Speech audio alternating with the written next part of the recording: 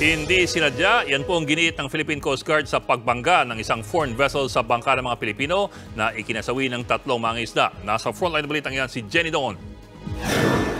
Alas 6 ngayong gabi, sama-samang dumating sa headquarters ng Philippine Coast Guard ang 11 mangingisdang nakaligtas matapos banggain ang kanilang motherboat ng isang foreign vessel malapit sa Bajo de Masinloc noong Lunes. Ayon kay Philippine Coast Guard Commandant Admiral Artemio Abu, hindi sinasadya ang nangyari. Accident po yan, wala namang nagkagusto. Siniguntahan naman ito ng isang survivor na si Johnny Manlolo. Mataas po siya na barko, ang naaninag ko lang po, yung kulay pula po siya, sir. Pero malabo po. Nilinaw din ng PCG na walang kinalaman ng insidente sa nangyayaring tensyon sa West Philippine Sea. 180 nautical miles mula sa Agno, Pangasinan ang pinangyarihan ng banggaan at hindi sa Bajo de Masinloc. Base sa vessel traffic movement ng PCG, ang vessel of interest ay mula sa Marshall Islands at dumaong na sa Singapore kaninang alas 2 ng hapon. Nasa Port State Control ng Singapore ang mga opisyal ng PCG para sa investigasyon sa foreign vessel. Bago pumunta sa PCG, unang humarap sa alkalde ng Subic ang 11 survivor. Ipinaliwanag ng mga mangingisda na kaya sila nakaangkla sa lugar ay dahil andun ang kanilang mga payaw at maraming isdang nahuli doon. Daanan talaga ang lugar ng mga barko at malalaking bangka. Nakailaw naman sila at umaandar pa nga ang makina ng kanilang bangka.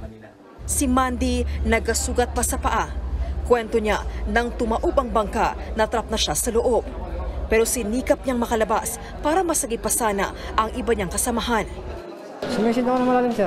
Tapos? Hanggang sa nakalabas ako, paglabas ko nga, wala na, dumudugo na lang yung tenga ko kasi sobrang lalim nga eh. Tapos paglabas ko, nahanap ko yung kapitan namin. Kaming walang kain, walang tulog. Pero po, nakakuha namin yung kasama namin. Dahil sa nangyari, magsasampa ng kaso ang Subic LGU laban sa kumpanya ng crude oil tanker na Pacific Ana. Para sa kanila.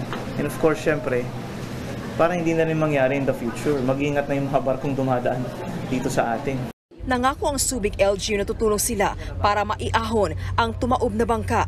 Gusto naman ng mga asawa ng mga nasawing mangingisda na sagutin ng Pacific Ana ang pagpapaaral sa mga naulilang anak. Sa Linggo, ililibing ang 3 nasawing mangingisda. Nagbabalita mula sa Frontline, Jenny Dongon, News 5. Mga kapatid, Ed Lingaw po, maging maalam at may pakialam sa mga napapanahong balita sa ating bansa.